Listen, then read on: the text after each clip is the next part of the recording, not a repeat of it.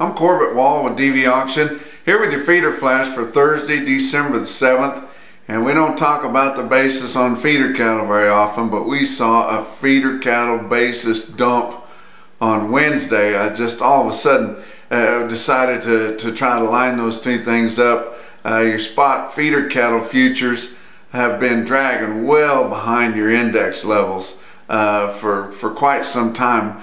And all of a sudden they decided to try to close that up a little bit, but it's tough on your cash feeder cattle market, and the way those two things line up, it's not like on your live cattle futures where you have the threat of live delivery or the opportunity to have live delivery. It's a cash settlement deal there, and most of your guys that use your feeder cattle as a hedging tool, they just buy a put and just kind of manage that as they're growing their background and their feeder cattle. Very few of them will take a full hedge position there, and if they do, it's usually through some kind of an agriculture insurance company. They just lock in a price and they let the insurance company take the position, and so you don't see that be a big deal on your basis. But when those two decide to come together, it's rough. We'll talk about that in a little bit. But board on Wednesday, February live cattle down $1.25 at 119.27. December spot live cattle down 52 cents at 115.90. January feeder cattle, like we talked about earlier, down $1.80 at 146.02. Your fat cattle trade, we did have some trade on Wednesday. Actually had a little bit of trade on Tuesday, around 3,500 head in your 5 area feeding region, but it was very, very scattered with live sales all the way from 115 up to 123. I'm not sure who's running around with that 123 up in the Iowa Northern Plains region, but I'm sure it's gone by now. But there was several pins that sold that way. Your dress trade on Tuesday had a deal or two at 189, but nothing significant and nothing settled. You come in on Wednesday afternoon, your Northern Plains start selling cattle from 117 to 118.50. That's just about what we figured it would be. We knew we was going to lose a couple of dollars, and it was going to sit somewhere between that 116, which was your board, and 120, what we had last week. But that would have been $2.50 to $3 lower, with the best price at 118.50 continuing to be being paid on that western corn belt out there in Colorado, Wyoming, extreme western Nebraska. The Southern Plains started trading on Wednesday late afternoon at 117.50 primarily, and that would have been $3.50 lower. Your dress trade in the Northern Plains was 187, $3 lower on a dress basis. Box beef cutout values were sharply lower on Wednesday. Choice cutouts 206.40 down 268, and selects down 252 at $184.11. But talk about your feeder market again.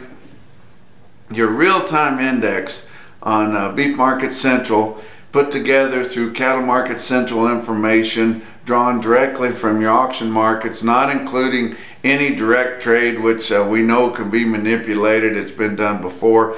And you talk about having third-party involvement put together. It's totally automated, all done by a computer. We feel like it's you can count on it more than you can the CME index. Well, your real-time index late on Wednesday sitting around 150, 157, down $2.40 compared to late the day before. Your CME index didn't ever come out on Wednesday, which would have been through Tuesday's trade.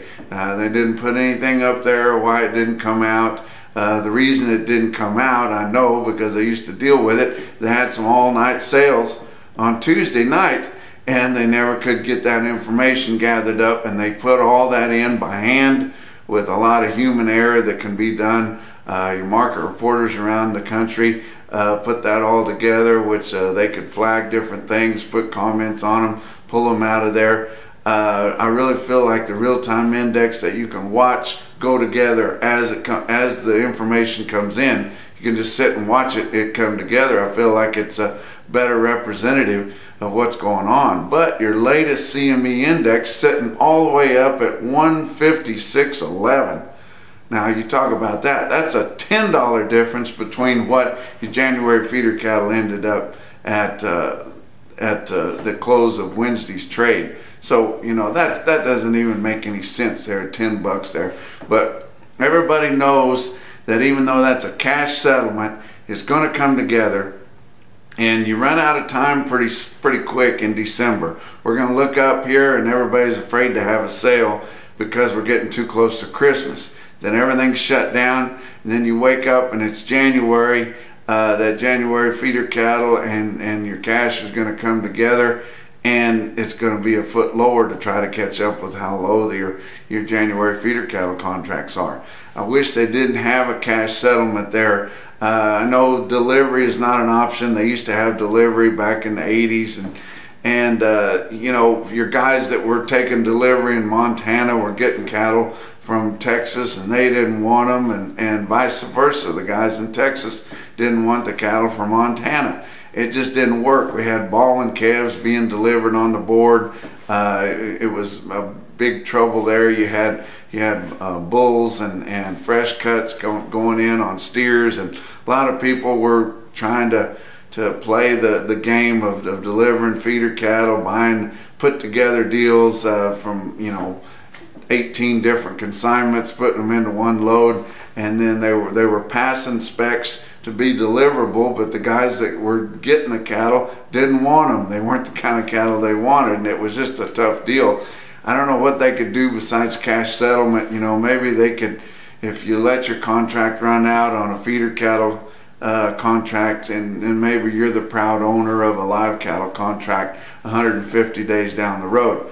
Something like that. But if we didn't have to get these together, you know, we've been running with your cash market well ahead of your board on feeder cattle. And like I said, I've said it many times, your feeder cattle board is just a derivative of the live cattle board. Has no teeth to it, doesn't have a lot of play in it, and nothing ever comes together until we have cash settlement. But everybody was fine with your cash market running that far ahead of the board because nobody really worries that much about your feeder cattle board anyway. But now that we're getting close, it's sucking your cash market back, and it's really tough. You look at some cash markets, sale barn markets on Wednesday. OKC West, 13,300 head, counting the big special calf sale that they had on Tuesday, but about 4,000 head of true yearlings there on Wednesday. Feeder steers were $3 to $8 lower. Their steer calves were $2 to $4 higher on Tuesday, and heifer calves $1 to $3 lower. But look at your report out of El Reno on Cattle Market Central, automated report that come out after the sale there, or it comes together through the sale. You can watch all that information come through just as the cattle go through the ring. But look at your popular weights, and this is just for Wednesday's sale.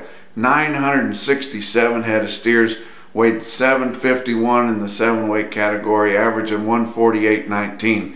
That was down over $6.50 on the weighted average compared to the previous week.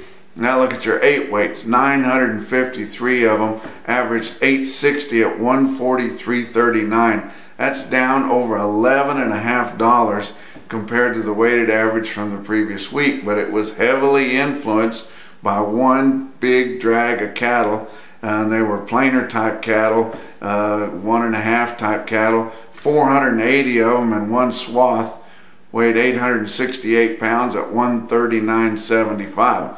That was over half of what cattle you had in that group there, and it really sucked them down. You look at Dodge City, Kansas, winter livestock had about 4,000 head on Wednesday. Feeder steers there $8 to $12 lower. Feeder heifers $3 to $8 lower. But really tough on your heavy feeder weight cattle. But you look at an individual quote farther up in the northern plains with help from farmers with free corn. Creston Livestock, Creston, Iowa, sold 65 head of steers. They were calves, but September weaned, weighed 803 pounds at 161.75. That's your feeder flash for Thursday.